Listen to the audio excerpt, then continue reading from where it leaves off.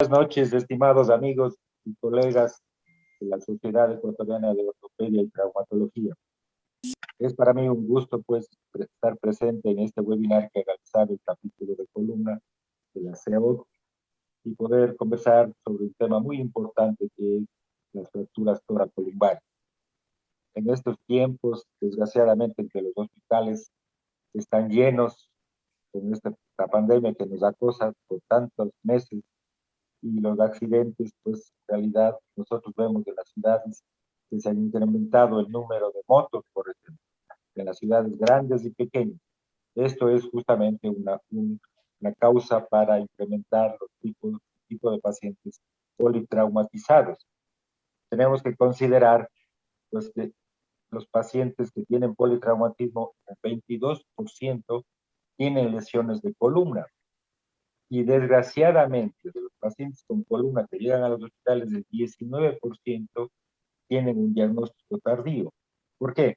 Porque generalmente las lesiones más visibles son las que más son tratadas o son diagnosticadas y pueden pasar desapercibidas las lesiones. Por otro lado, tenemos que el 30% de las muertes ocurren en el sitio del accidente con las fracturas de columna y un 10% ocurren en los servicios de urgencia por diferentes causas. Entre ellas, pues, porque son un poco retardados y justamente aquí viene el problema. Los servicios de urgencias, de terapias, están tan llenos con esta pandemia que se complican. De ahí, pues, la importancia de tratar este tema, pues, y conversar sobre aspectos muy importantes, los cuales van a refrescar nuestros conceptos sobre esta lesión tan importante como la fractura toracolumbar. Como invitados para que presenten los casos tenemos en primer lugar a la doctora Diana Masache. Tiene la doctora un diploma superior en salud familiar y comunitaria, es especialista en traumatología y ortopedia en la Universidad del Ecuador en 2011. Tiene un posgrado de cirugía en columna vertebral en Argentina 2012 en el Hospital El Cruce. En cuanto a su perfil profesional, la doctora es médico traumatólogo cirujana de columna del Hospital Pablo Arturo Suárez y de la Clínica TOA. Fue médico tutor del posgrado de ortopedia y traumatología en la Universidad Central del 2011 a 2014. Y actualmente, pues, es médico tutor de posgrado de ortopedia y traumatología en la Universidad Católica del Ecuador. El segundo panelista, pues, es el doctor cuencano, doctor Juan Diego Mora. Su formación académica lo hizo, pues, en la alta especialidad de cirugía de columna vertebral en el Instituto Mexicano de Seguridad Social, en el Hospital Magdalena de la Salina. Su perfil profesional, pues, actualmente es médico tratante del Hospital José Carrasco Arteaga del 10 de la ciudad de Cuenca, y su práctica privada la realiza en el Hospital del Río de la ciudad de Cuenca. Tenemos como experto invitado al doctor Javier Barzallo, quien es especialista en columna, pues, en Buenos Aires, Argentina, en el Centro de Estudios de Enfermedades de la Columna, médico tratante del Hospital de los Seidos del Servicio de Traumatología. Como secretaria nos acompaña la doctora Gabriela Moy. Con estas pocas palabras, entonces, quiero dar la bienvenida a la doctora Dianita Masache para que nos exponga su caso. No sin antes quiero expresar nuestra felicitación al doctor Jaime Moyano por la acertada designación de presidente de la SILAC. Sabemos de su capacidad, de su preocupación, de su dedicación, y lo va a hacer muy bien. Éxito en todo este tiempo, doctor Jaime, y que sigas adelante con tu trabajo. Muchas gracias, Wilson. Muy gentil. Empezamos con la doctora Diana Masache. Bueno, buenas noches. Mi nombre es Diana Masache, soy médico traumatólogo, cirujano de columna del Hospital Pablo Arturo Suárez. Agradezco a la directiva de la CEOD por la invitación, al doctor Moyano, al doctor Robles por permitirme presentarme en este importante evento. Bueno, yo voy a presentar un caso clínico de una fractura de columna toracolumbar. Una paciente femenina de 31 años de edad que consulta por dolor de columna toracolumbar. Luego de sufrir un accidente de tránsito, se encontraba en un auto de copiloto, es impactada por otro auto y sufre un volcamiento. No hay pérdida del estado de conciencia, es traído por los paramédicos a nuestra casa de salud. Al examen físico tenemos un paciente consciente, orientada, una escala de Glasgow de 15/15, dolor lumbar, es tener positivo, la marcha no valorada, además presenta dolor en el hombro izquierdo, no existen alteración de esfínteres, luego del examen neurológico tiene una alteración en la fuerza, la sensibilidad está conservado, le hemos clasificado como un Asia D. Fotos de la paciente, evidenciamos en esta radiografía una radiografía lateral de columna toracolumbar donde evidenciamos una fractura en el cuerpo de L1 con compromiso de la placa superior y la placa inferior del cuerpo de L1 y con compromiso de la pared posterior. En la radiografía P observamos una disminución de la altura del cuerpo de L1, un aumento del espacio interpedicular en relación a T12, L1 está aumentado, un ángulo de cifosis de 27 grados a este nivel. Tenemos complementario una fractura de húmero de esta misma paciente. En este estudio de tomografía evidenciamos claramente que tiene la fractura a nivel de los dos platillos, tiene un fragmento que está en retropulsión hacia el canal con una conminución importante. Esta es la tomografía con reconstrucción que nos permite ver un poco más a detalle la fractura. Tenemos un estudio de resonancia donde evidenciamos a este nivel que la columna está, la médula está sana. Sin embargo, a nivel del foco de fractura vemos un compromiso importante del canal con edema medular a este nivel. En sí, haciendo un resumen del caso, tenemos la paciente femenina de 31 años de edad con accidente de tránsito con un Asia D. Aquí las imágenes. Paola, ¿podríamos empezar para hacer la primera pregunta?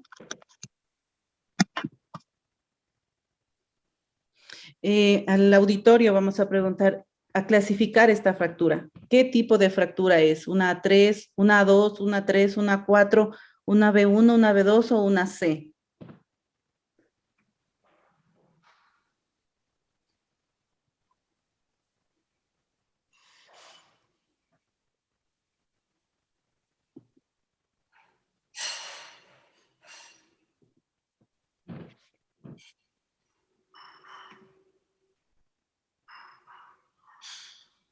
Tenemos por el momento un 36% de votaciones.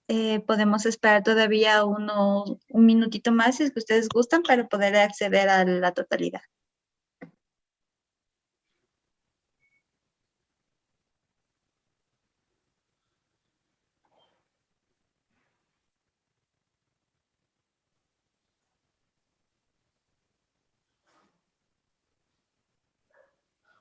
Bien, yo creo que, doctora Gaby, vamos a darles un minuto para que puedan hacer las respuestas que les corresponden. Sí, a cada quien.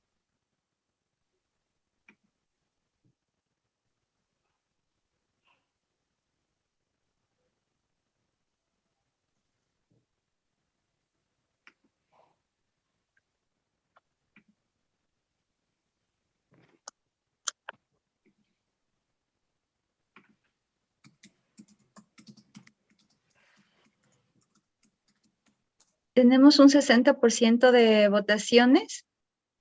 Comparto los resultados. A ver.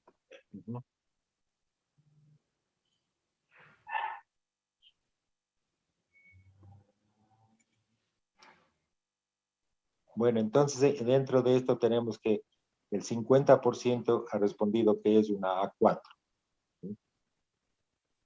Podemos continuar con Claro. la segunda pregunta, doctora Gabriela, por favor.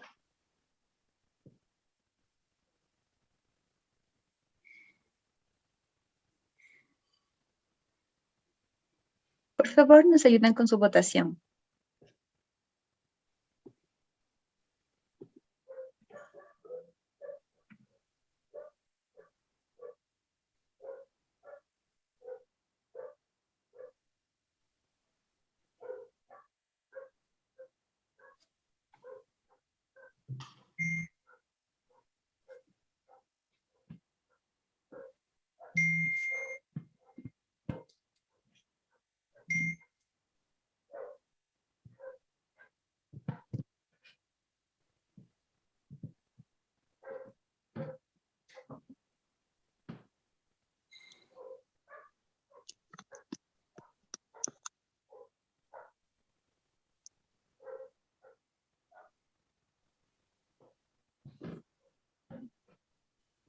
Estamos con 48% de votaciones. Procedo a finalizar y comparto resultados.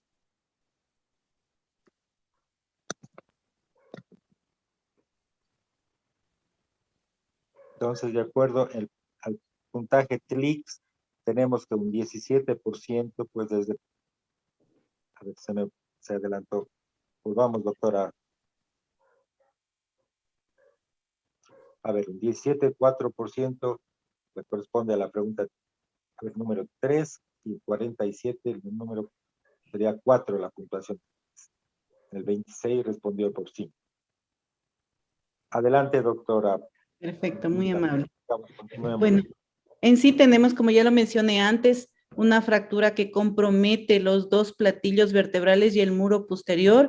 En la resonancia magnética no se ve lesión del complejo ligamentario posterior o lesión ósea posterior.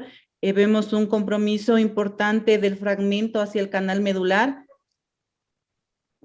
Sabiendo esto, hemos tomado en cuenta con la clasificación de la AO, compartimos con el auditorio, la hemos clasificado como una A4. En la clasificación de TLIX le hemos clasificado por ser compresión un punto, más un punto más por ser estallido. Tiene lesión desde las raíces de L2 hacia abajo, tiene una compresión medular importante, le hemos colocado 3 puntos por una lesión incompleta del cordón, sería un TLIX de 5, y hemos tomado en cuenta también la clasificación de McCormack. Si bien esta clasificación no es muy utilizada, nos da un puntaje dependiendo del grado de conminución. En nuestra fractura tiene 2 puntos en relación a la conminución, en la posición de los fragmentos 2 puntos, en relación a la deformación sagital, 2 puntos. Con esto hemos llegado al diagnóstico de una fractura del cuerpo vertebral de L1, de la clasificación de la AO, es una A4, con un componente neurológico N3, TLIX 5 y con la clasificación de McCormack que nos da 6 puntos, más un hacia D. Además, adjuntamos la fractura subcapital del húmero izquierdo. Entonces, con estos datos quisiéramos que nuevamente la doctora Gaby nos presente, por favor, la nueva pregunta para realizar al auditorio.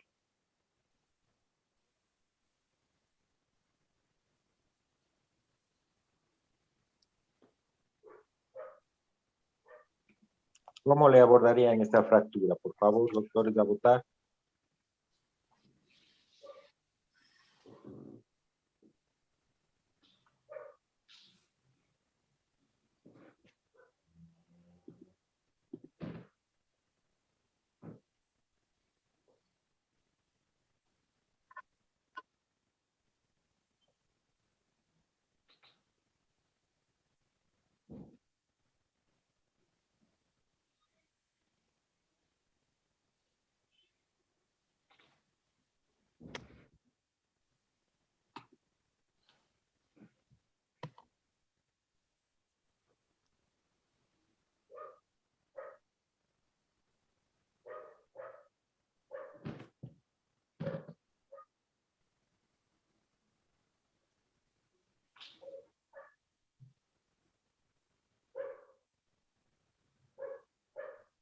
A ver, Gaby, ¿nos puede dar la respuesta, por favor? Bien, entonces el 13% respondió por vía anterior, la mayoría, el 63%, pues por vía posterior, y el 23,3% combinado. A este nivel quisiera, por favor, hacerle al doctor Javier que nos haga una pequeña exposición de qué es lo que pensaría en cuanto al tratamiento. Por favor, Javier. Hola, buenas noches. Esto aquí es una fractura tipo A4 que se encuentra justo en la charnela a nivel de L1. Y no hay ningún compromiso de los ligamentos, el complejo posterior está intacto. Yo lo abordaría por anterior. Sería solamente una corpectomía anterior, le pondría un implante en esa zona. No, solamente le haría un abordaje anterior, nada más. Una vía anterior. pues, ¿por qué no abordaría por vía posterior, Javier? Quisiéramos escuchar su criterio, experto. Para hacerlo en la vía posterior, o sea, al ser la charnela justamente, o sea, la unión dora-columbar, tendríamos mucha predisposición a la cifosis. Yo no me iría, si fuera por vía posterior, no me iría solamente hasta T12 y L1, tendría que subirme un poco más hasta T11, bajarme hasta L2 para evitar la cifosis más que nada. Básicamente por eso. Y aparte que tengo el complejo posterior totalmente intacto, entonces no le veo más, me iría más hacia lo anterior porque es lo que tengo más comprometido. ¿Qué le parece, pues, bueno, un criterio sobre el ligamento taxis que podría, pues, ser beneficioso haciendo por una vía posterior? ¿Qué opina usted sobre esto? Sí, sí, o sea, el ligamento taxis sí yo lo usara, pero siempre y cuando fuera un nivel un poco más alto. Pero ya a nivel de la charnela sí soy un poco más cuidadoso en que se me vaya la cifosis después. Bien. Es más que nada por eso, por la unión T12L1. Continuemos con la doctora Diana, por favor, Diana. Bueno, hay que tomar en cuenta en el tratamiento de estos pacientes. Sabemos que es una lesión del tipo A con déficit neurológico, entonces nuestra propuesta es hacia cirugía. Hay algunas indicaciones para la cirugía por vía anterior, por vía posterior, y por vía anterior sería para realizar una corpectomía con descompresión, un injerto estructural y una osteosíntesis. En el caso de que lo hagamos por posterior, lo que podemos hacer es una descompresión, una ligamentotaxis con o sin laminectomía, o otro procedimiento es realizar una reducción más estabilización con un fijador interno. Además, en el caso de conminución, utilizar injerto transpedicular y hacer fusiones uni o bisegmentarias y hacer lo que se está haciendo ahora, fusiones sin fijaciones sin fusión a nivel lumbar. Entonces, tomando en cuenta esto, presento el caso. En este paciente hicimos una fijación, si bien es una fijación corta, se tomó en cuenta los dos pedículos que vimos en la tomografía que estaban intactos, se hizo una fijación a los pedículos de L1. Teniendo esta fijación a los pedículos de L1, tenemos un constructo estable, si bien es la charnela, un sitio donde nos puede dar un riesgo de cifosis, pero al colocar los tornillos en la vértebra fracturada nos permite tener un constructo muy estable para no hacer fijaciones más largas, tomando en cuenta que hacia lumbar lo que se trata es de hacer constructos cortos para no hacer segmentos adyacentes en posterior. Tenemos Una aquí. pregunta, Dianita. ¿Cuál fue la consideración para poner los tornillos en la vértebra fracturada? Hacer un constructo. Estamos hablando de que, bueno, se entiende que los pedículos estaban normales, completos, ¿no? Pero no hay la posibilidad de que con esa fractura, explosión destruida el cuerpo vertebral, los tornillos no funcionen adecuadamente. ¿Cuál es su criterio sobre ello? Bueno, estaba muy descrito colocar tornillos en el pedículo de las vértebras fracturadas, unipedicular o bipedicular. Los estudios y los metaanálisis nos demuestran que nos da una fijación súper estable a nuestra fijación. Se decía, como en relación en lo traumatológico, siempre es no usar tornillos donde está la fractura, sino alejarse de eso. En este caso, pese a que es la vértebra fracturada y que tiene una cominución importante, la utilización de tornillos dentro de la vértebra fracturada, se le colocó, los tornillos son un poco más cortos, como se evidencia, para lograr una fijación estable en el pedículo, que es en este paciente que es joven, la parte más estable de la vértebra, y así corregir la fractura por ligamento-taxis. Continuemos bien. Tenemos la fijación. Este es un estudio tomográfico postquirúrgico. Se corrige la compresión que tiene la paciente y se corrige el ángulo de cifosis con nuestra fijación. En la evolución clínica, el paciente deambula, tiene un ACAE y un EVA de 2/10. Ese sería mi caso. Muchas gracias. Bueno, Tal vez las preguntas podríamos dejar para el final, sí deben haber preguntas para Diana. Esperemos un momento que presente el doctor Juan Diego, pues, y vamos con preguntas para las dos, ¿de acuerdo? Entonces, con esto vamos a dar paso al doctor Juan Diego Mora para que nos presente el segundo caso.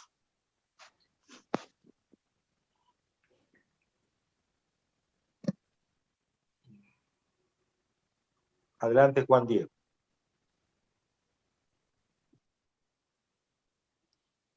Muy buenas noches con todos los presentes.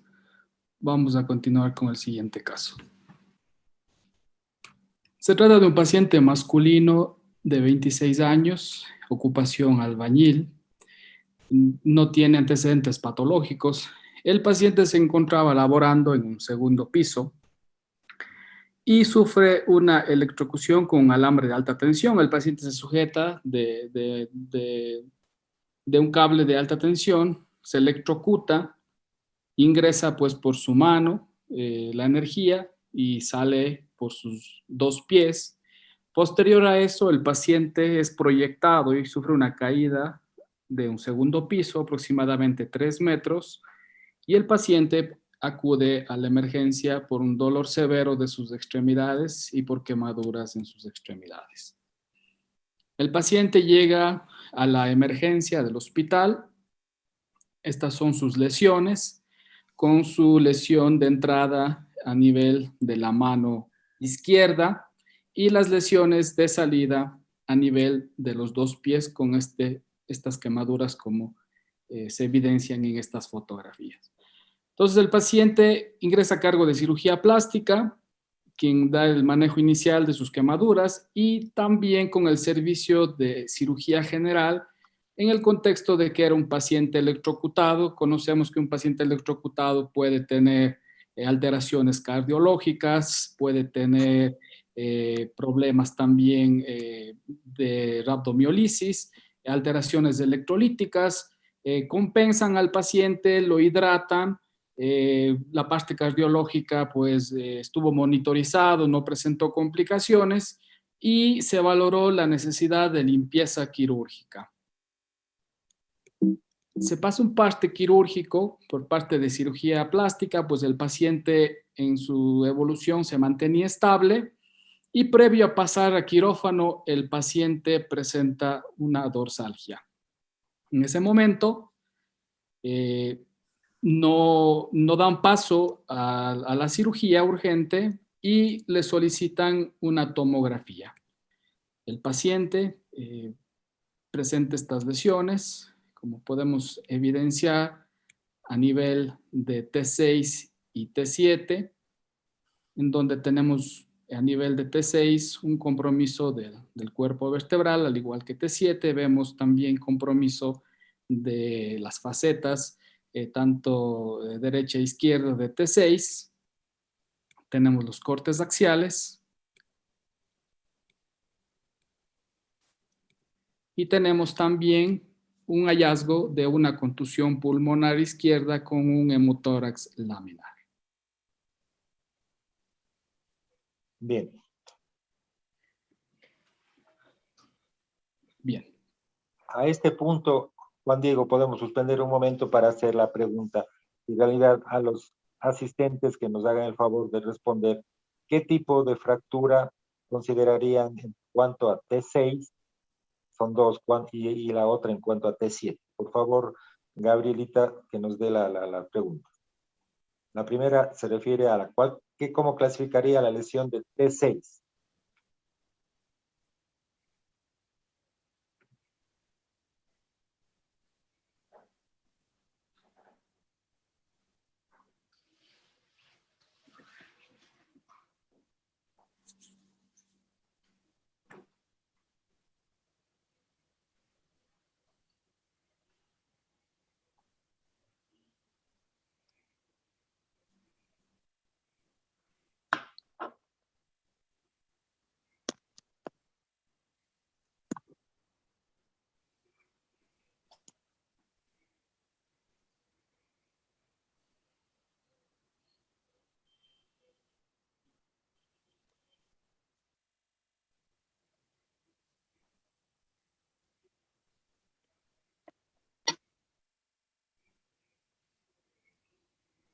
Bien, entonces las respuestas vemos que la mayor parte, pues,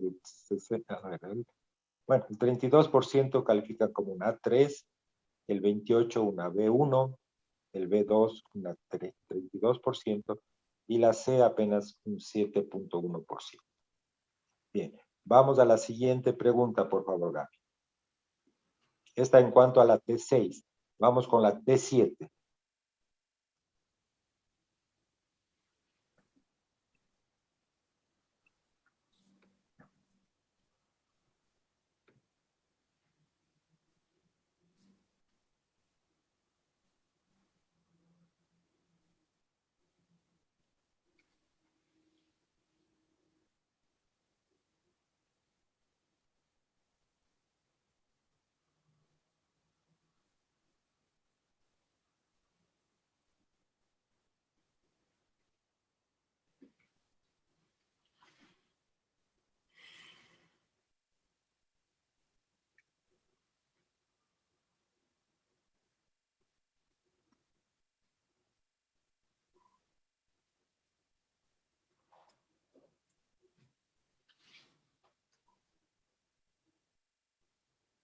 Veamos las respuestas, por favor, Gaby.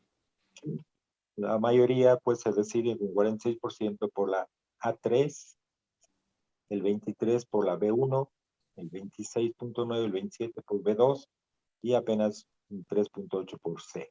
¿Sí? Yo quisiera hacer una pregunta a Javier en este sentido. Vemos que la pregunta en cuanto a la T6 hay bastante diferencia. Quisiera que nos aclare un poco por qué esa variedad en la observación de los asistentes, por favor. ¿Me puede dar su criterio, Javier?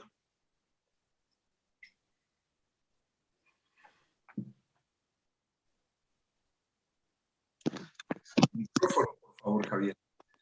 ¿Me escucha, Javier? Perdón, tenía el micrófono apagado, estaba hablando con el teléfono, con el micrófono apagado. Decía que en cuanto hicimos las preguntas de clasificación de T6 y T7, pero en la T7 vemos que hay una bastante diferencia en cuanto a clasificar.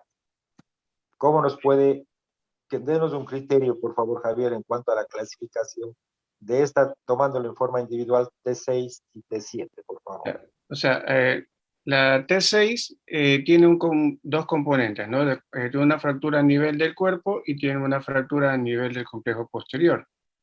A nivel del cuerpo se ve que están los dos platillos afectados, en multifragmentaria, y también tiene un compromiso ahí a nivel de a nivel de la lámina, o sea, en toda la parte ósea. Entonces, seguramente por eso viene la confusión de que muchos la clasifican solamente como A y otros solamente como B, ¿no? Se la podría clasificar como una B y con un componente tipo A, al menos yo la clasificaría así. Supongo que por eso es tanta diferencia que hay entre las clasificaciones. Muy bien. Bueno, continuemos, Juan Diego, por favor. Bien.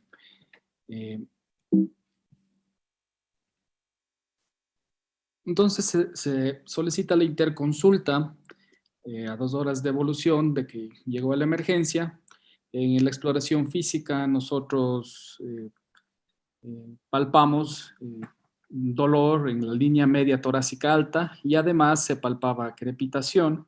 El paciente estaba neurológicamente íntegro. Entonces concluimos con un paciente que tenía quemaduras en las extremidades, grado 3, tenía un hemotórax laminar izquierdo, una contusión pulmonar izquierdo, sin embargo el paciente nunca desaturó, no presentaba datos de insuficiencia respiratoria y el diagnóstico pues de su fractura de T6 y T7 Frankel E. En cuanto a cómo lo clasifiqué, pues igualmente, como comentaba el doctor Barzallo, lo clasifiqué como una fractura tipo B2, T6, tanto T6 como T7 es más evidente a nivel de T6 por el compromiso del complejo posterior con una lesión facetaria bilateral de T6 y también un compromiso pues a nivel de estructuras posteriores a nivel de T7. Juan Diego, aquí quisiera que en la anterior, por favor, que nos explique qué es lo que le llama la atención en estas tomografías de la parte posterior a nivel de espinosas. Bien, en verdad a nivel de espinosas, más que nada en la espinosa de T6 estaba comprometida, inclusive ya en el momento pues del transoperatorio pues uno puede evidenciar pues esto eh, que determina pues la complejidad de la lesión. A veces podemos confundir en el caso de los participantes que no documentaban la lesión posterior a nivel de T7, pero pues el hallazgo tomográfico vemos cómo hay lesión de espinosa. No tuve en este caso la oportunidad de solicitar una resonancia magnética. Eso igual quedaría pues a la discusión si es prioritario en este paciente y sería obligatorio pedir una resonancia magnética antes de la cirugía. En este caso no se realizó, pero siempre es importante para poder clasificar, tener una resonancia magnética en donde se documentará, pues además de las lesiones óseas evidentes, si es que hay alguna lesión ligamentaria posterior también agregada. ¿Qué es lo que le podría ayudar con la resonancia magnética pues a nivel del T6, T7? En verdad, no se realizó la resonancia magnética porque no iba a cambiar el plan quirúrgico en este caso en especial. Idealmente debemos llevar siempre el mensaje que este tipo de pacientes tienen que hacerse una tomografía y una resonancia, dependiendo pues también de las condiciones generales del paciente. Recordemos que era un paciente electrocutado, era un paciente que tenía que pasar al quirófano urgente pues por sus quemaduras y también pues con su contusión torácica, ¿no? Realmente realizar una resonancia no iba a cambiar mi plan quirúrgico, sin embargo eso no quiere decir que no se tenga que realizar, se tiene que realizar para documentar muy bien cómo están las estructuras posteriores y también pues documentar, a pesar de que se ve a nivel de T6 una leve retropulsión de fragmentos en un 10 a un 15%, documentar pues también si hay algún componente discal o algún efecto a nivel medular, pero el paciente clínicamente estaba íntegro. Muy bien. Continuamos. Y entonces aquí damos paso a las siguientes preguntas. Esperemos. A ver, Gabriela, por favor, hagamos la tercera pregunta.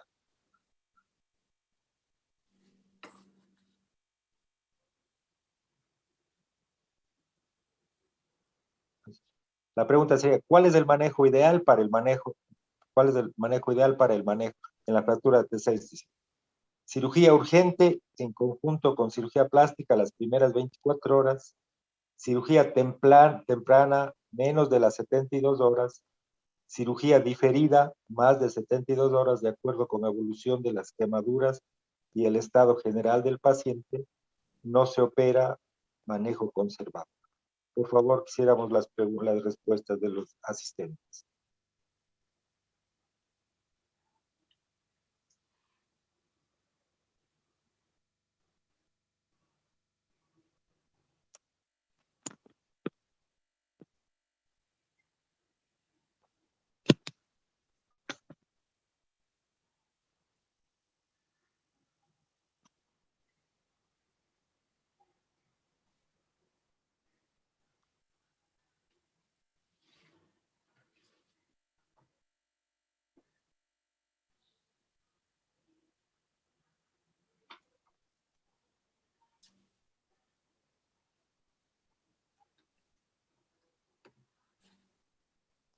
A ver, entonces la respuesta tenemos cirugía urgente, ven que el 40% aceptaría. Cirugía temprana, menos de las 72 horas, 16. Cirugía diferida, más de las 72 horas, de acuerdo con la evolución de las quemaduras y el estado general del paciente. 44%. No se opera manejo conservador, pues nadie opina en ese. Aquí sí hay una gran controversia entre realizar cirugía urgente y diferir esto. Quisiera oír el comentario del doctor Javier Barzallo, por favor, en cuanto a cuándo realizar la cirugía. Porque vemos también que hay una gran diferencia en la votación de los asistentes. Sí, yo estoy de acuerdo con la mayoría, de que primero verificar partes blandas, esperar a ver que no se infecte, que cirugía plástica haga todo lo que tenga que hacer, porque si bien es una fractura de 2 vértebras, el paciente se encuentra estable, ¿no? Está con un Frankel, ¿no? Sí, sí estaba íntegro. Está bastante íntegro, entonces se lo puede mantener con reposo y esperar a ver cómo evolucionan las heridas y luego planificar la cirugía, ¿no? Ahora, con una cosita nomás, con lo que usted dijo de la resonancia, yo sí pienso también que es importante documentarlo antes, porque siempre ocurren cosas intraquirúrgicas o puede haber alguna complicación. Y es siempre tener un respaldo de cómo estaba antes de la cirugía y cómo estaba después.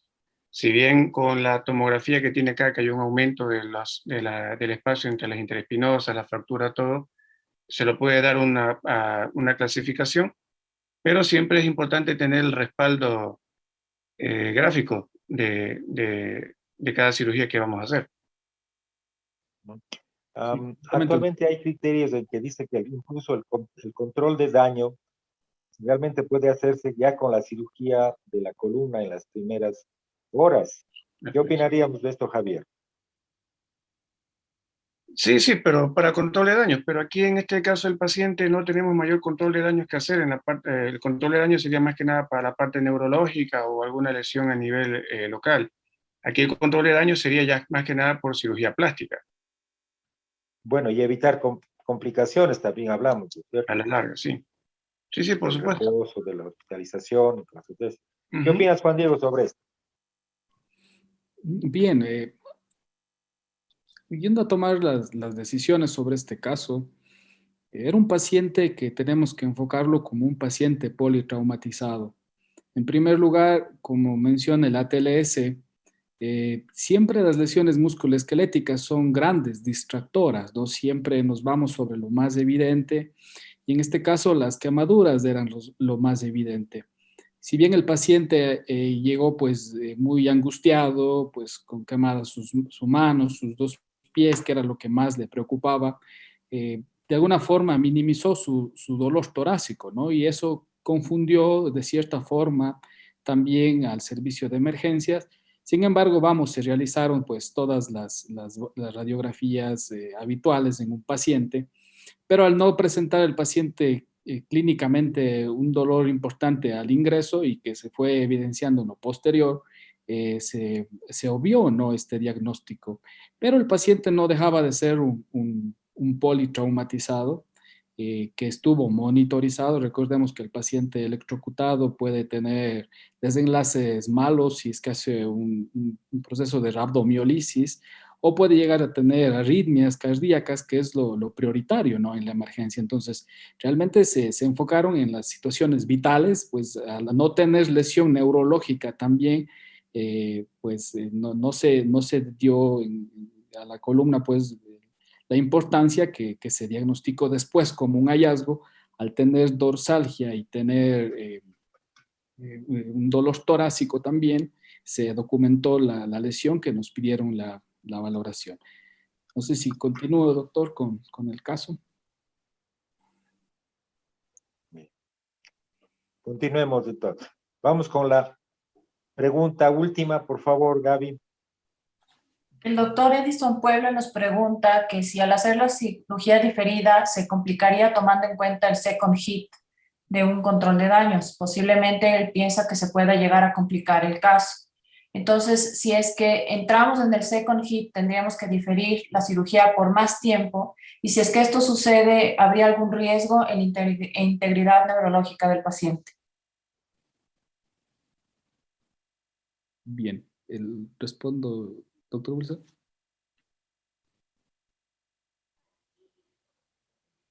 Bien, es muy válida la pregunta y de hecho la trascendencia de este caso va dirigida a eso.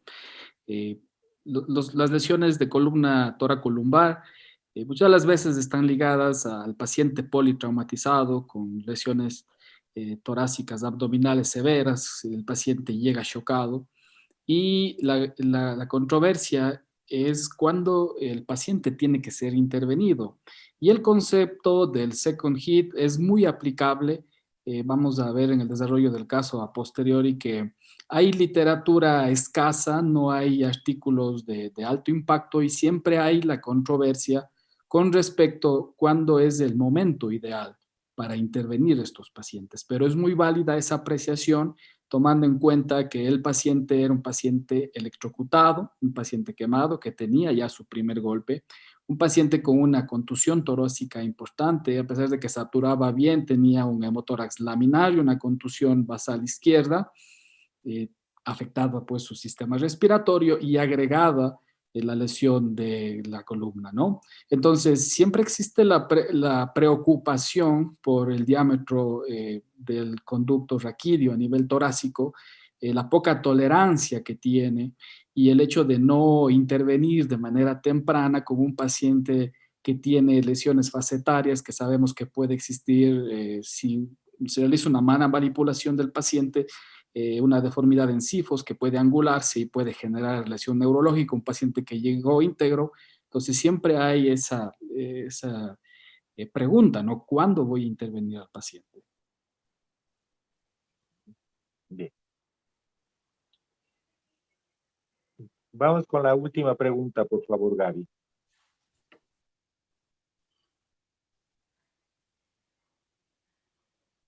¿Cuál es la mejor opción quirúrgica? Abierta, instrumentación y artrodesis.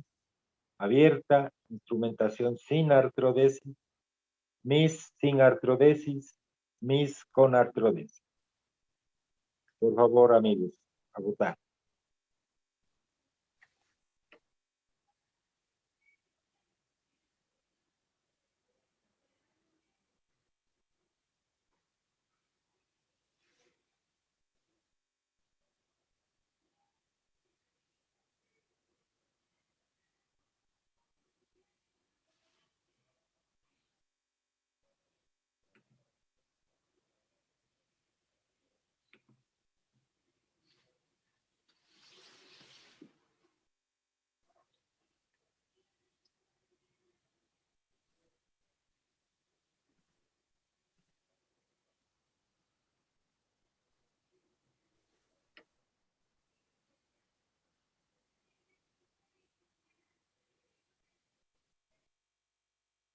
Gaby, ¿podemos ver las respuestas, por favor?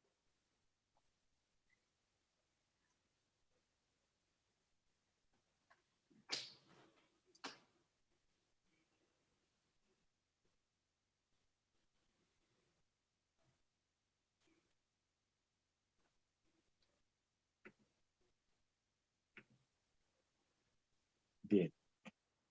La mejor opción, pues, el 51% hablan de reducción de cirugía, instrumentación y artrodesis.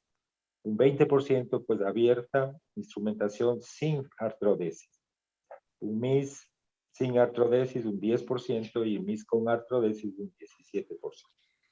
Entonces vemos que, francamente, pues, la mayoría opina de una reducción, una abierta, una instrumentación. Adelante, Juan Diego. Bien. Entonces, ¿cómo lo clasifiqué? Pues como una lesión tipo V2.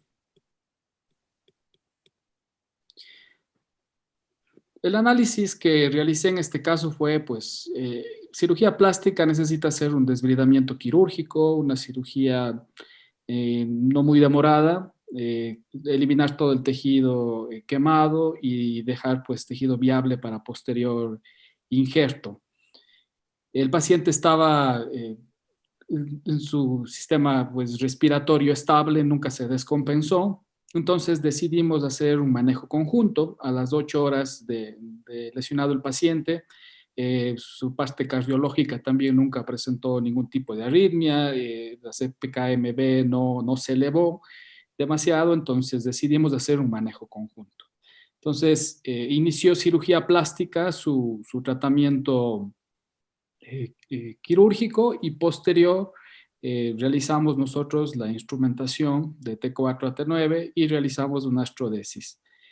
El paciente a las 72 horas fue dado de alta, no se quedó hospitalizado por situaciones muy personales del paciente en cuanto al seguimiento de sus lesiones, de sus quemaduras. Se decidió que daría continuidad a su manejo por la consulta externa para un posterior ingreso para sus injertos definitivos. El paciente se fue con antibiótico, profilaxis, y a los 10 días se ¿Qué iba a tipo de monitorear. injerto usaron, Juan Diego? Esto fue matriz ósea desmineralizada. Sí. A los 10 días, pues estábamos siempre monitorizando al paciente, entonces me envían estas fotografías que empieza a salir un exudado purulento a través de los puntos, de las grapas. Pues manchaba diariamente. Y pues a nivel del tercio medio y el tercio distal, a los 10 días pues no cicatrizaba y estaba más bien dehiscente. Se le pidió laboratorios y el paciente presentó leucocitosis, BCG, PCR elevadas. Y bueno, la preocupación de qué pasó, por qué se infectó. Entonces uno es ahí cuando recapitula y dice, pues vamos, ¿cuál fue la causa para que este paciente se infecte? Si uno hace lo mismo, utiliza el mismo antibiótico profiláctico, tenía pues el riesgo de al haber lesiones en pies y manos, que esa sea la puerta de entrada también a una infección.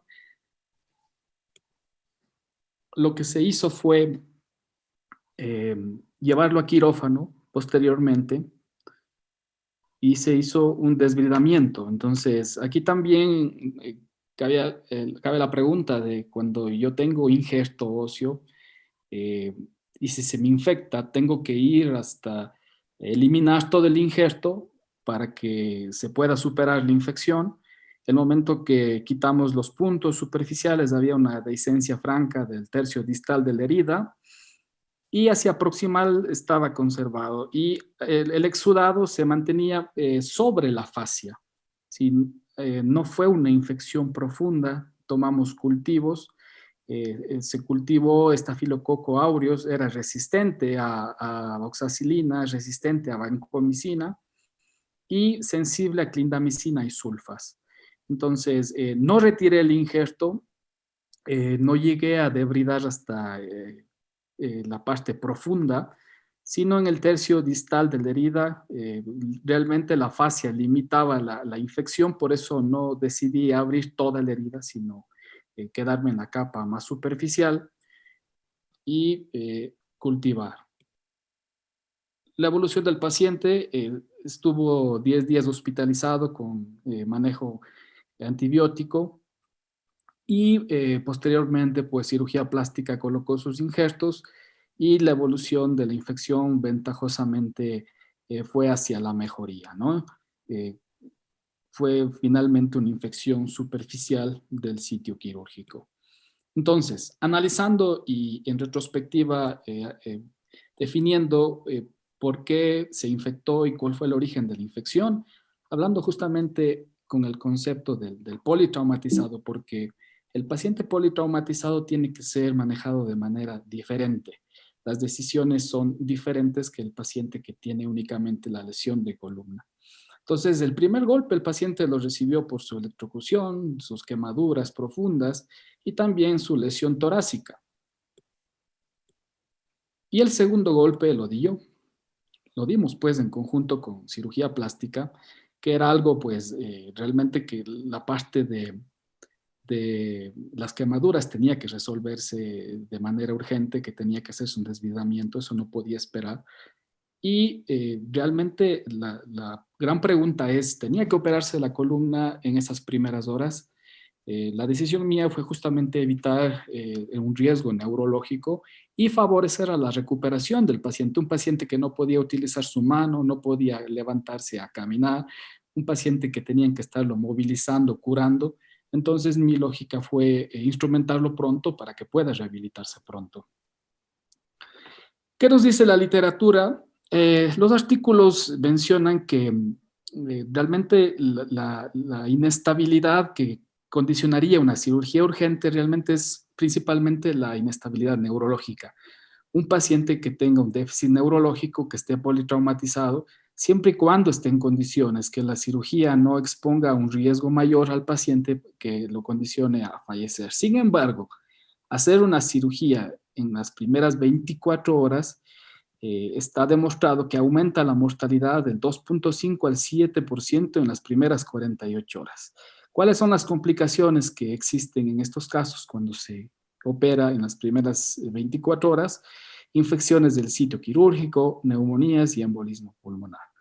Y la cirugía diferida, ¿qué quiere decir esto? Que se espera el primer golpe, se estabiliza al paciente y posteriormente se opera al paciente. ¿Qué riesgos puede tener operar de manera diferida? Pues si un paciente tiene lesión neurológica, no hay cómo movilizarlo, la presencia de úlceras, infecciones, estancia en UCI prolongada. Está demostrado que si usted opera pronto al paciente, tiene estancias hospitalarias y de UCI menores. Sin embargo, no hay en los artículos de evidencia completamente contundente sobre cuál es el momento ideal para intervenir.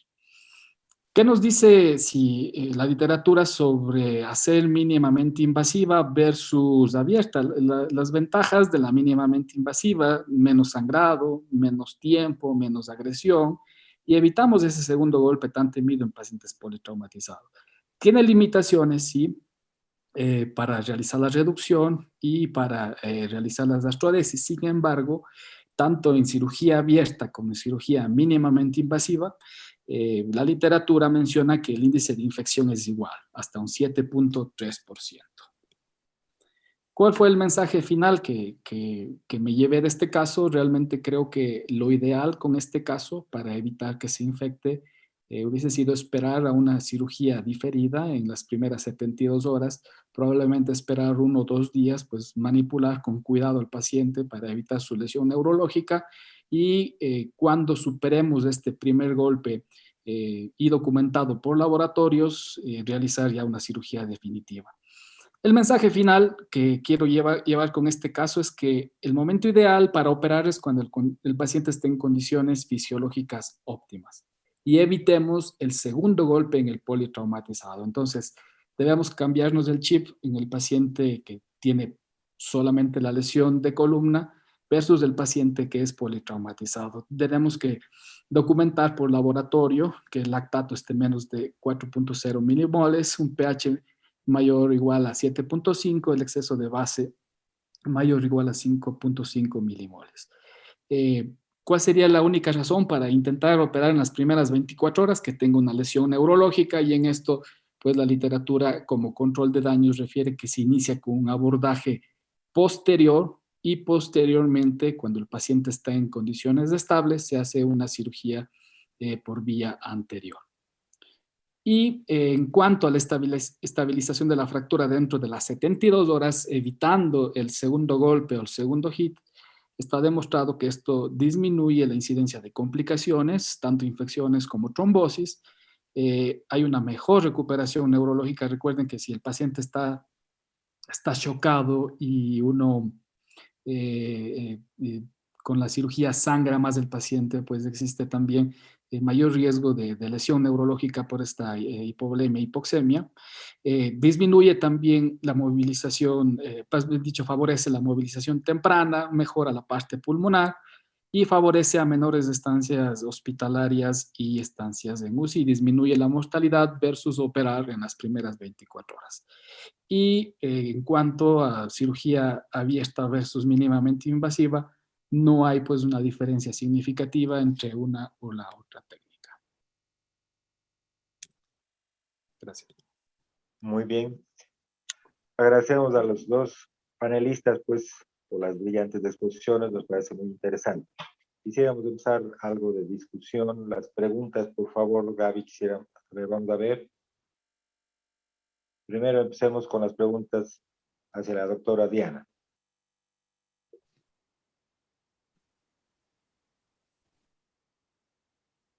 Por el momento no tenemos ninguna pregunta por parte de los asistentes, doctor Muñoz. Y hacia el doctor Juan Diego. Solamente lo que el doctor Juan Diego ya respondió, que fue si es que esperábamos mucho tiempo, creamos un segundo HIT, podría darnos algún tipo de inestabilidad neurológica del paciente, que ya lo contestó el doctor. Bueno. Yo quisiera preguntarle a Juan Diego, en cuanto a la cirugía que hizo a las 8 horas, pues, ¿por qué no se esperó un poco más de tiempo para ver cómo evolucionaba el paciente cuando recién? Realmente el criterio fue que era un paciente que hemodinámicamente estaba estable y que era un paciente que se podía aprovechar al mismo tiempo anestésico, ¿no? Para resolver un conocimiento de que su parte pulmonar estaba pues bien, nunca respondiendo también a la pregunta que nos hace Carlos sobre el riesgo de afección renal por la radiomiolisis.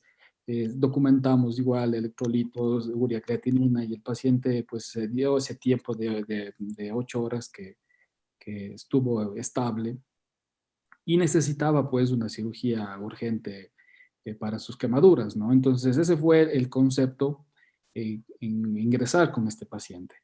Ahora, analizando, repito, en retrospectiva, yo creo que lo adecuado probablemente con este caso, y pues a veces no es muy agradable pues compartir complicaciones, pero traje este caso justamente por lo académico que puede ser y dejar un mensaje aquí al auditorio sobre que el paciente politraumatizado se lo tiene que abordar de manera diferente.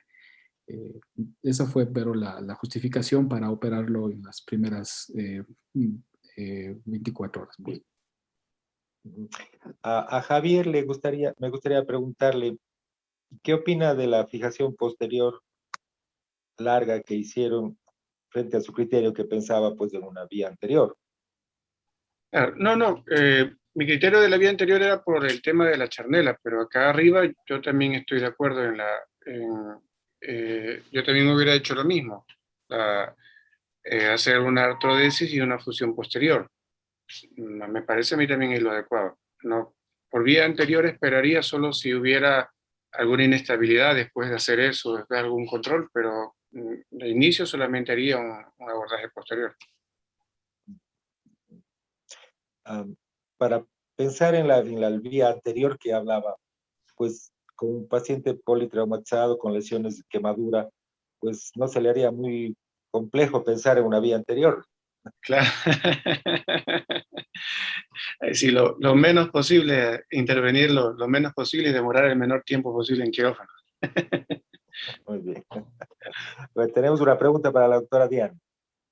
Es una pregunta para el doctor Juan Diego. ¿Cuánto tiempo se demoró la cirugía en total? Fueron como 2 horas y media más o menos.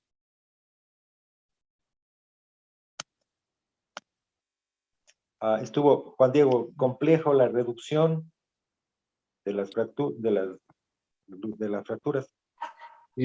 No estuvo difícil, sin embargo, el pedículo de T5 del lado derecho no se documentaba bien en el tag inicial, pero estuvo también lesionada la faceta. Me dio un poquito de problemas, pero no fue difícil la reducción y pues todo, no sangró mucho tampoco, no, realmente no tuvimos inconvenientes. Muy bien. ¿Alguna otra pregunta, por favor? Los panelistas. Yo tengo una pregunta para el doctor Juan Diego. Sí, doctora, a las órdenes. Doc, en la fractura que nos presentó T7, T8, el panel en el auditorio la clasificaron como una A3. Mi pregunta era, durante el proceso quirúrgico, ¿encontró usted alteración en esta vértebra como para clasificarla como una B2?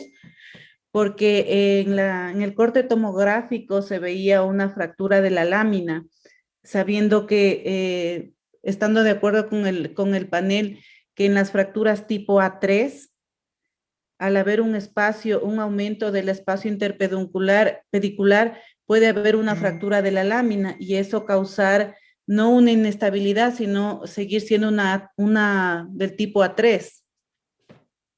Sí, realmente es más evidente en el TAC las lesiones facetarias a nivel de T6, pero a nivel de T7, en el transoperatorio se documentó igual una lesión del primero ligamentaria también existía ligamentaria y estaba también lesionada las facetas. Entonces ese fue el concepto. En verdad, por las imágenes sí se llegaría a dar esa discusión si T6 fue una lesión B2 y la de T7 una A3. Sin embargo, pues el momento de clasificar y para la toma de decisiones, creo que indistintamente de que sea una A3 o una B2, el manejo que necesitaba este paciente era una instrumentación y una astrodesis. Debido a que la de mayor complejidad, la de T6, era la que dictaba pues el tipo de abordaje que le íbamos a dar, teniendo en cuenta de que no había pues una compresión importante y que amerite después un abordaje combinado anterior. Tenemos una pregunta para la doctora Masache de parte del doctor Carlos Jaramillo. Doctora Masache, ¿utilizaría usted inductores óseos para mejorar el tratamiento que tuvo con su paciente? Su micrófono, doctora. Bueno, generalmente lo que usamos es injerto de cresta ósea, si bien está descrito en muchos estudios los inductores óseos, en nuestros pacientes generalmente utilizamos siempre injerto autólogo. En relación a esta pregunta, podría ampliar un poco más sobre la fusión en las fracturas toracolumbares. Si bien sabemos que se está realizando muchas fijaciones para hacer muchas fijaciones sin fusión, para hacer luego extracción del material cuando la fractura consolide, tenemos que tener claro que las fracturas del tipo C y las del tipo B generalmente se fusionan, pero las fracturas del tipo A3, tipo A4, se piensa en no fusionarlas. ¿Por qué? Porque no tenemos una inestabilidad y podemos hacer constructos para retirarlos en un futuro. Los estudios demuestran, hay convergencia entre los estudios, pero demuestran que después de retirarlo hay una mejoría en el movimiento, especialmente en región lumbar, recuperar los movimientos de los segmentos. Para no tener segmentos adyacentes en pacientes jóvenes recuperan su movilidad en un 80%.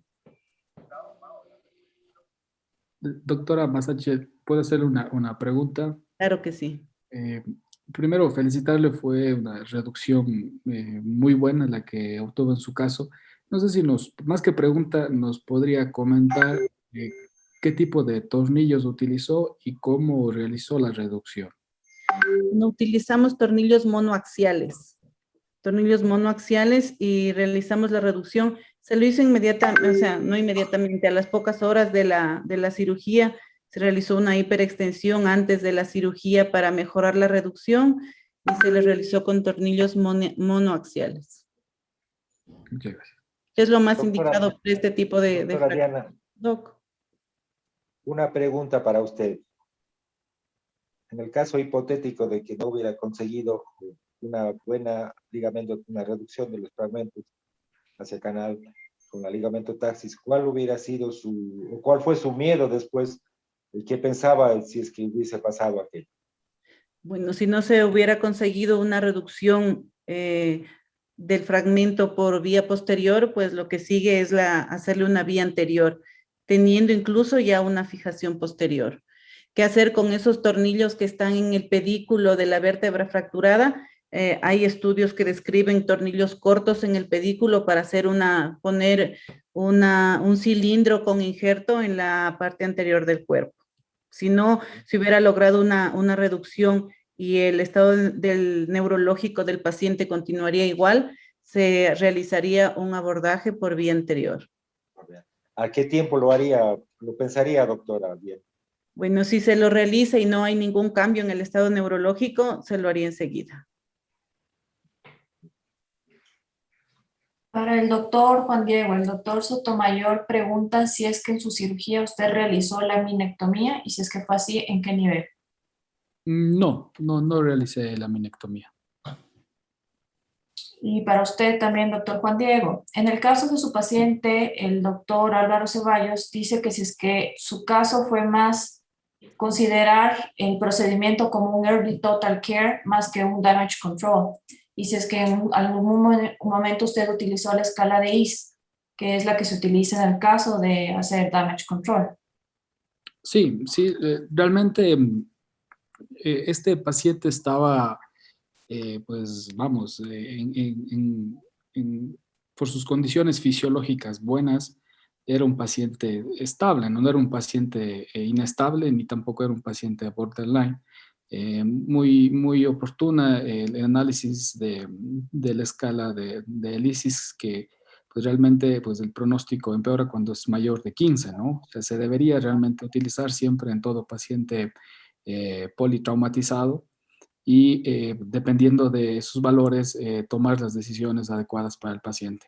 Ya el concepto realmente que tuve para decidir la cirugía temprana fue justamente rehabilitar pronto al paciente en el contexto de que era quemado y que al su ingreso y en sus primeras horas de evolución, pues era un paciente que nunca se descompensó, que siempre estuvo estable y buscar pues una rehabilitación temprana. Sin embargo, considero que tenía que haberse enfocado, y esta es la parte académica pues del caso, como un paciente politraumatizado y decidir el mejor momento y apegado a la literatura, el momento adecuado de este paciente tenía que haber sido como una cirugía en las primeras 72 horas, evitando el segundo hit del paciente.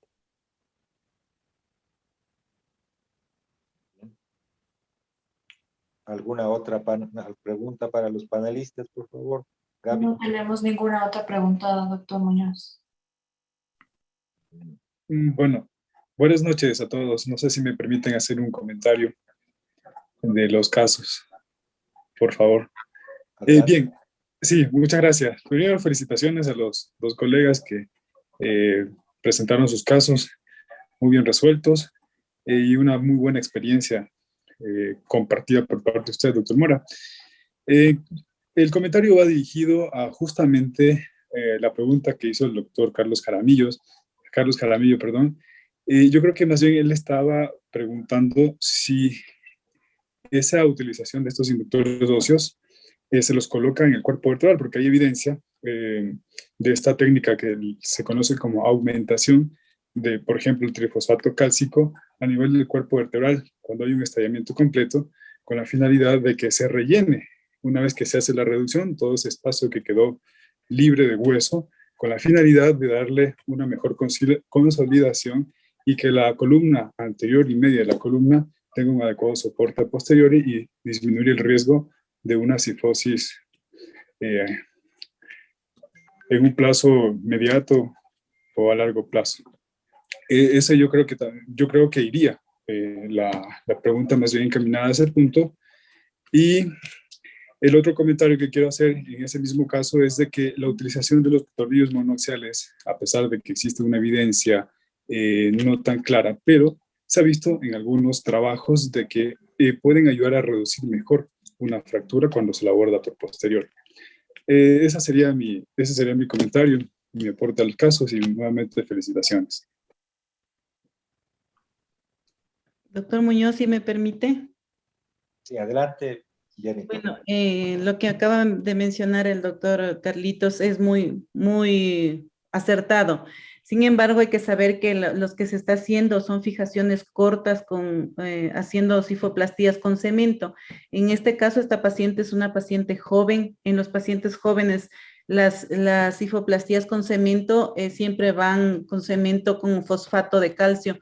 ¿Para qué? Para permitir la integración hacia el hueso en estos pacientes generalmente que son jóvenes, y eso permite hacer fijaciones más cortas en los pacientes. En pacientes de más edad se piensa en hacer Sí.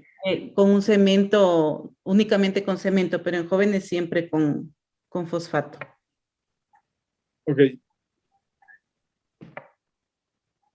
Sí, pero más bien, más bien sí hay algunos trabajos que usan cemento vertebral en pacientes incluso jóvenes, pero yo eso lo veo contraproducente, el utilizar cemento, más no inductores como el trifosfato cálcico, que ayuda a que haya una mejor consolidación. Y en pacientes jóvenes, cuando se hace una radiografía, después de algunos meses, 3, 6 meses, un año, se ve de que se rellena esos espacios que quedaron después de una reducción. Pero en cambio, cuando le ponemos cemento, condenamos al cuerpo vertebral, y cuando es en pacientes jóvenes, no iría tan recomendado.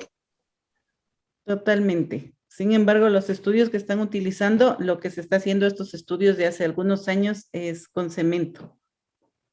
Con cemento y en jóvenes con el fosfato. Bien. Pues algún otro comentario, tal vez Javier quiere hacer un comentario sobre los dos casos, por El favor. doctor Moyano quiere dar una opinión, doctor Muñoz. Adelante, Jaime. Muchas gracias. Y yo me sumo a la felicitación de todos los integrantes del panel y en especial de la doctora Masachi y el doctor Mora, que han presentado unos casos que permiten la discusión y sobre todo nos aportan en cuanto a cómo debe realizarse el manejo del paciente fracturado con lesiones asociadas o politraumatizado. En estos casos, la clasificación per se no es lo más importante. Lo más importante es el análisis en conjunto del cuadro clínico, por supuesto el estudio de imágenes, el cuadro neurológico, las comorbilidades, la situación específica de cada hospital en cuanto a equipos diagnósticos, por ejemplo, si cuenta o no con resonancia, que no es 100% obligatoria, es deseable, pero la falta de una resonancia no nos puede contraindicar una cirugía. Y también, por supuesto, el tipo de instrumental que tiene el hospital y la experiencia del médico en tal o cual tipo de osteosíntesis o tipo de abordaje. Yo creo que es este análisis ponderado y tranquilo de todos estos elementos el que va a dar un resultado satisfactorio en el manejo del paciente. Y por supuesto, como bien lo ha dicho la doctora Diana y el doctor Juan Diego Mora, analizar un plan B o analizar cómo resolver una complicación como una infección, etcétera, que en ese caso fue superficial, pero de todos modos debe ser bien manejada para evitar que se haga profunda. Yo creo que ambos casos nos han dado mucha enseñanza para todos los que hemos asistido a este webinar. Gracias, Jaime, por tu comentario. Bueno, entonces a este punto yo también deseo agradecer pues, a los dos panelistas por sus brillantes casos, muy explicativos, mucho aprendizaje para llevar. Igualmente a todos los participantes pues, en este webinar, deseo agradecer por su presencia y a la sociedad, a la CEOD, capítulo Columna, pues felicitaciones por organizar este tipo de webinars. Ojalá pronto nos podamos ver nuevamente, pues que acabe esta pandemia para vernos como antes y no estar por este tipo de conferencias por Zoom. Ojalá sea pronto. Un abrazo para todos y muchas gracias por su participación. Gracias. Nuevamente agradezco la invitación, el permitirnos participar en estos eventos tan importantes de la CEOD, al equipo de Columna. Muchas gracias. Gracias, doctor Muñoz, por dirigirnos y gracias a los colegas que estuvimos en esta presentación. Por mi parte también, muchas gracias. Felicitaciones a la doctora Masachi, al doctor, por todas los dos casos que se presentaron. Da bastante para la discusión para todos, pero que esto es lo que se intenta hacer acá, ¿no? Que todos tengamos una buena discusión. Gracias, doctor Moyano, doctor Robles, muchas gracias por la invitación. Igualmente, muchas gracias a todos por la invitación y que el capítulo de CEOD Columna se mantenga pues con esta dinámica Está muy bien organizado todo y gracias nuevamente, doctor Moyano, doctor Muñoz, a todos. Un saludo inmenso desde Cuenca. Gracias, Carlos. El Comité de Columna agradece a todos los participantes y los esperamos en el próximo webinar de junio.